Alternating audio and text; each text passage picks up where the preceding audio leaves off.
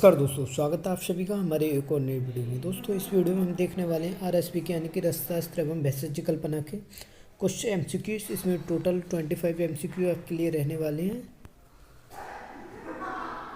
ये हमारा MCQ part 3 है। इससे पहले हमारी 2 वीडियोस और आ चुकी हैं एमसीक्यू पे, जिनमें हमने 25 क्वेश्चन करा दिए हैं आपके लिए। ये हमारा पार्ट 3 है, इसमें भी 25 क्वेश्चन देखने वाले हैं। तो चलिए दोस्तों देखते हैं आज का अपना पहला क्वेश्चन। सस्य का ग्रह लक्षण है। सस्य का ग्रह लक्षण क्या होता है? मयूरकांड संचय, मयूर पित्त संचय, श्वेत वर्ण या नील वर्ण। तो दोस्तों जो सस्य का ग्रह लक्षण होता है वो मयूर कांड संचय होता है, यानी कि आपका ऑप्शन नंबर ए इसका राइट आंसर हो जाएगा। दोस्तों अगर आपने हमारे यूट्यूब चैनल को अभी तक सब्सक्राइब नहीं किया है तो सब्सक्राइब कर लीजिए, और आप हमारे साथ टेलीग्राम पे भी जुड़ सकते हैं। टेलीग्राम चैनल का लिंक हमने वीडियो के डिस्क्रिप्शन में दे दिया है, तो दोस्तों आप हमारे साथ टेलीग्राम पे भी जुड़ जाइए और यूट्यूब चैनल को सब्सक्राइब कर लीजिए, ताकि जो नेक्स्ट वीडियो है आपको उसका नोटिफिकेशन मिल सके। सेकंड क्वेश्चन आज का हमारा, पुष्पकाशिस का वर्ण है हरित वर्ण, हरिद्रावर्ण, श्वेत वर्ण या नील वर्ण। तो दोस्तों पुष्पकाशिस का वर्ण होता है वह होता है हमारा हरित वर्ण का। हरित वर्ण का होता है ऑप्शन नंबर ए, इसका भी हमारा राइट आंसर हो जाएगा हरित वर्ण। चलिए नेक्स्ट क्वेश्चन देखते हैं। थर्ड नंबर क्वेश्चन हमारा, गौरी पाषाण किस वर्ग में रखा गया है? दोस्तों हमने आपके लिए महारस उपरस पढ़ा रखे हैं, हमने आपके लिए साधारण रस नहीं पढ़ाया था, और जो आपका गौरी पाषाण आता है वो साधारण रस में ही आता है। आपका गौरी पाषाण साधारण रस में आ जाता है। चलिए नेक्स्ट क्वेश्चन देखते हैं। जहर मोहरा में उपस्थित तत्व है। जहर मोहरा में उपस्थित तत्व है Ca, Si, Be या C। तो दोस्तों जो जहर मोहरा में उपस्थित तत्व होता है वह होता है Si। ऑप्शन नंबर बी हमारा राइट आंसर हो जाएगा Si। अगला क्वेश्चन देखते हैं। अगला क्वेश्चन है हमारा, शर्करा कल्पना में प्रयुक्त चीनी की मात्रा है। शर्करा कल्पना में प्रयुक्त चीनी की मात्रा है समभाग, 2 गुना, 3 गुना या 4 गुना। दोस्तों हम शर्करा कल्पना बनाते हैं तो उसमें हम शर्करा की मात्रा, शर्करा यानी कि चीनी की मात्रा, शर्करा कल्पना में चीनी की मात्रा कितनी लेते हैं, पानी के अकॉर्डिंग कितनी लेते हैं हम? तो हम जो शर्करा कल्पना में चीनी की मात्रा लेते हैं वो लेते हैं हम 2 गुनी। ऑप्शन नंबर बी इसका राइट आंसर हो जाएगा 2 गुनी मात्रा। अगला क्वेश्चन देखते हैं दोस्तों, हम आपका ज़्यादा टाइम वेस्ट ना करते हुए फटाफट से देख लेते हैं इंपोर्टेंट क्वेश्चंस, जो कि आपका यूपी आयुर्वेद फार्मासिस्ट, CCRAS या आपका DA SSSB किसी भी आयुर्वेदिक के एग्ज़ाम हो आपका, उसके लिए इम्पोर्टेंट हो सकते हैं। गुड़ पाक के सिद्धि लक्षण किससे समानता रखते हैं? जो गुड़ पाक हम करते हैं उसके सिद्धि लक्षण होते हैं वह किससे समानता रखते हैं? भट्टी कल्पना से, अबले कल्पना से, पानक से या स्नेह कल्पना से। तो दोस्तों गुड़ पाक के सिद्धि लक्षण किससे समानता रखते हैं?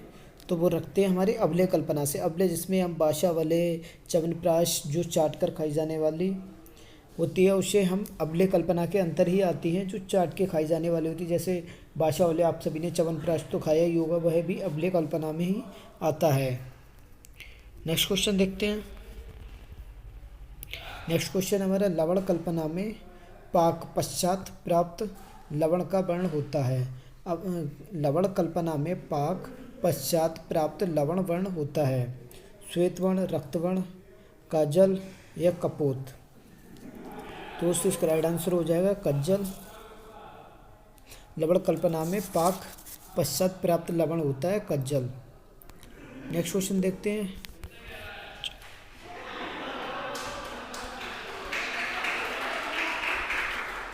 आयस्कृति की तुलना की जा सकती है। आयस्कृति की तुलना की जाती है लेप से, भस्म से, पिष्टी से, आसव से। तो दोस्तों जो आयस्कृति की हम कल्पना करते हैं वह हम करते हैं भस्म से। भस्म से इसकी कल्पना की जा सकती है आयस्कृति की। ऑप्शन नंबर बी हमारा राइट आंसर हो जाएगा यहाँ पे भस्म से। अगला क्वेश्चन देख लेते हैं। अगला क्वेश्चन है हमारा, लेप कल्पना का प्रयोग किस समय नहीं करते हैं। लेप कल्पना तो आप समझते ही होंगे, जैसे कि बॉडी पर अगर किसी को लेप लगाया जाता है, जैसे कि हम कपड़ मिट्टी करते हुए मिट्टी का लेप लगाते हैं, उस पर जैसे ही हम अपने बॉडी के किसी पार्ट्स पे लेप लगाते हैं उसे ही हम लेप कल्पना कहते हैं। तो वह किस समय नहीं लगाने चाहिए, प्रातःकाल, सायंकाल, रात्रि में, ये उपयुक्त में से कोई नहीं। तो दोस्तों जो लेप कल्पना नहीं लगानी चाहिए वह हमें रात्रि में नहीं लगा के सोनी चाहिए। ऑप्शन नंबर सी इसका राइट आंसर हो जाएगा, रात्रि में हम लेप कल्पना का प्रयोग नहीं करते हैं। नेक्स्ट क्वेश्चन देखते हैं, क्वेश्चन नंबर 10 है हमारा, कजली को द्रवित कर किसका निर्माण किया जा सकता है। कजली को द्रवित कर किसका निर्माण किया जा सकता है, परपटी का, पोटली का, खरलिए रस का या पिष्टी का। दोस्तों हम कजली को हम द्रवित कर किसका निर्माण किया जा सकता है, तो वह निर्माण किया जा सकता है दोस्तों परपटी का। जैसे श्वेत परपटी वगैरह जो हम बनाते हैं वैसे ही हम कजली को द्रवित कर परपटी बना लेते हैं। नेक्स्ट क्वेश्चन देखते हैं। नेक्स्ट क्वेश्चन हमारा, निम्न में से एक सुधा परपटी का घटक द्रव्य नहीं है। निम्न में से एक सुधा परपटी का घटक द्रव्य नहीं है। क्या नहीं है सुधा परपटी का घटक द्रव्य, स्वर्ण भस्म, रजत भस्म, मुक्ता पिष्टी या प्रवाल पिष्टी। तो दोस्तों निम्न में से एक सुधा परपटी का जो घटक नहीं है वह नहीं है हमारा स्वर्ण भस्म सुधा परपटी का घटक द्रव्य नहीं है। ऑप्शन नंबर ए इसका राइट आंसर हो जाएगा। वह जबकि आपसे अगर क्वेश्चन में पूछा जाता है कि सुधा परपटी का घटक है तो रजत भस्म भी होता है, प्रवाल पिष्टी भी होता है और मुक्ता पिष्टी भी होता है। अगला क्वेश्चन देखते हैं। अगला क्वेश्चन है हमारा, रस सिंदूर कूपी के किस भाग में प्राप्त होती है। जब हम रस सिंदूर बनाते हैं उसे कूपी में, कांच की कूपी में जो रखते हैं, तो वो है हमें कांच की कूपी में किस भाग से प्राप्त होती है, किस भाग पे जाकर रुक जाती है रस सिंदूर, तल भाग, मध्य भाग, गले में या उपयुक्त में से कहीं भी नहीं। तो उससे जब हम रस सिंदूर बनाते हैं, जब भस्म में कांच कूपी को रखते हैं, तो वह हमारा रस सिंदूर जो प्राप्त होता है वह गले से प्राप्त होता है। ऑप्शन नंबर सी इसका राइट आंसर हो जाएगा, गले में आकर रस सिंदूर बन के चिपक जाता है। अगला क्वेश्चन देखते हैं।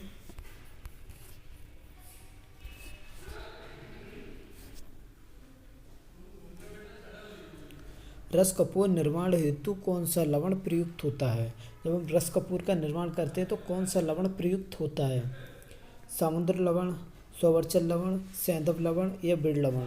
तो रस कपूर निर्माण हेतु कौन सा लवण प्रयुक्त होता है, तो वह हमारा लवण प्रयुक्त होता है रस कपूर में, वह कौन सा होता है, वह होता है सैंधव लवण। ऑप्शन नंबर सी इसका राइट आंसर हो जाएगा, सैंधव लवण। अगला क्वेश्चन देखते हैं।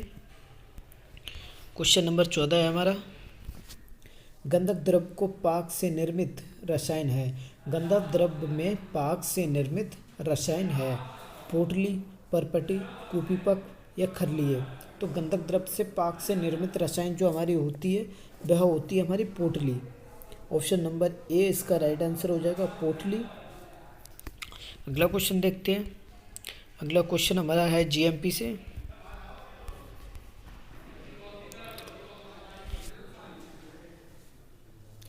जीएमपी का वर्ण किस में शेड्यूल है। जीएमपी का वर्ण किस में शेड्यूल है, किस शेड्यूल में है जीएमपी का वर्ण, तो वो दोस्तों होता है आपका शेड्यूल टी में। शेड्यूल टी में होता है। ऑप्शन नंबर ए आपका राइट आंसर हो जाएगा, शेड्यूल टी। नेक्स्ट क्वेश्चन देखते हैं दोस्तों।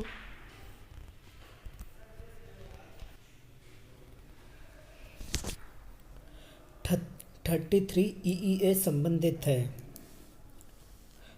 मिसब्रांडेड ड्रग्स, अडल्टरेटेड ड्रग्स या सुपीरियस ड्रग्स। तो दोस्तों ये 33 EEA संबंधित जो होता है वह होता है हमारा सुपीरियस ड्रग्स से। ऑप्शन नंबर सी इसका राइट आंसर हो जाएगा, सुपीरियस ड्रग्स। अगला क्वेश्चन देखते हैं दोस्तों। अगला क्वेश्चन है हमारा, आयुर्वेदिक औषधि की सवीरता अवधि किस रूल से संबंधित है? जो आयुर्वेदिक औषधियों की सवीरता अवधि होती है वह किस रूल से संबंधित होती है? तो दोस्तों वह होती है 161 रूल 161 से। आयुर्वेदिक औषधियों की सवीरता अवधि संबंधित 161 161 से संबंधित है। अगला क्वेश्चन देखते हैं दोस्तों।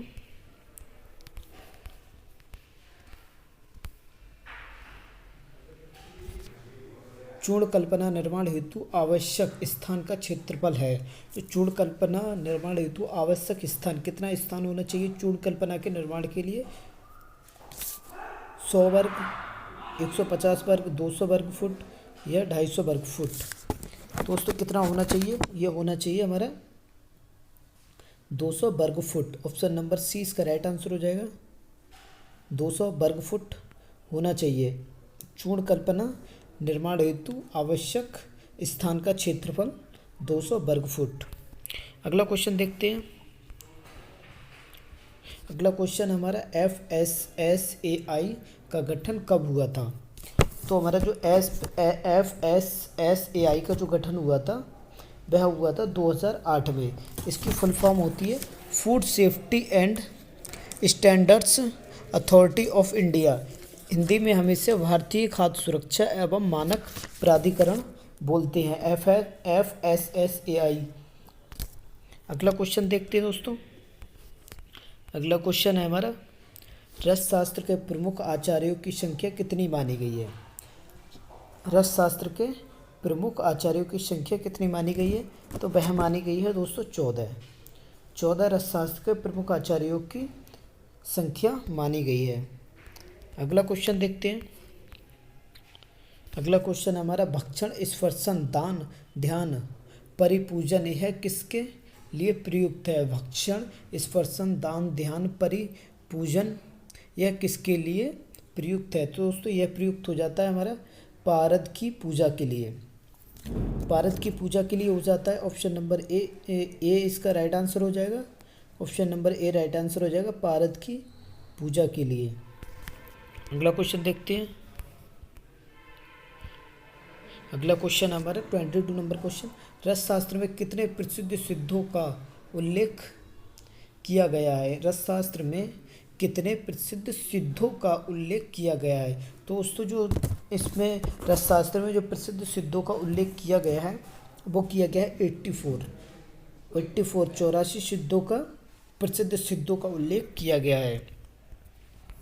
अगला क्वेश्चन देखते हैं। अगला क्वेश्चन 23 हमारा रसशास्त्र का विकास कौन सी सदी में विशेष रूप से हुआ था? इम्पोर्टेंट क्वेश्चन हो जाएगा हमारा ये। क्वेश्चन क्या है हमारा?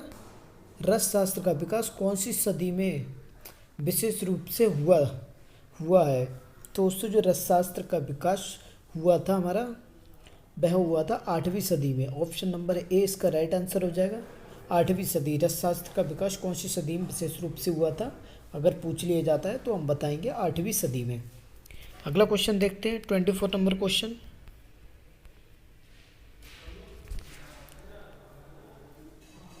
सिद्ध भैषज मणिमाला की रचना का काल है? सिद्ध भैषज मणिमाला की रचना का काल है 18वीं सदी, 19वीं सदी, 12वीं सदी या 14वीं सदी। दोस्तों सिद्ध भैषज मणिमाला का जो काल माना गया है वह होता है हमारा 19वीं सदी। सिद्ध भैषज मणिमाला की रचना का काल 19वीं सदी। अगला क्वेश्चन देखते हैं दोस्तों। अगला क्वेश्चन क्या हो जाएगा हमारा? ये हमारा आज का लास्ट क्वेश्चन है। फिर हम कल ही मिलते हैं आपके साथ एक नई वीडियो के साथ। तो दोस्तों अगर आपने हमारे यूट्यूब चैनल को अभी तक सब्सक्राइब नहीं किया तो सब्सक्राइब कर लीजिए और वीडियो को लाइक कीजिए। और आप हमारे साथ टेलीग्राम चैनल पे भी जुड़ सकते हैं। टेलीग्राम चैनल का लिंक हमने वीडियो के डिस्क्रिप्शन में दे दिया है, तो आप हमारे साथ टेलीग्राम से भी जुड़ जाइए। चलिए देख लेते हैं आज का अंतिम क्वेश्चन। द्वितीय नागार्जुन का समय कौन सा है? द्वितीय नागार्जुन का समय माना जाता है 8वीं सदी। ऑप्शन नंबर ए इसका भी राइट आंसर हो जाएगा। 8वीं सदी द्वितीय नागार्जुन का समय माना जाता है। चलिए दोस्तों मिलते हैं कल एक नेक्स्ट वीडियो के साथ।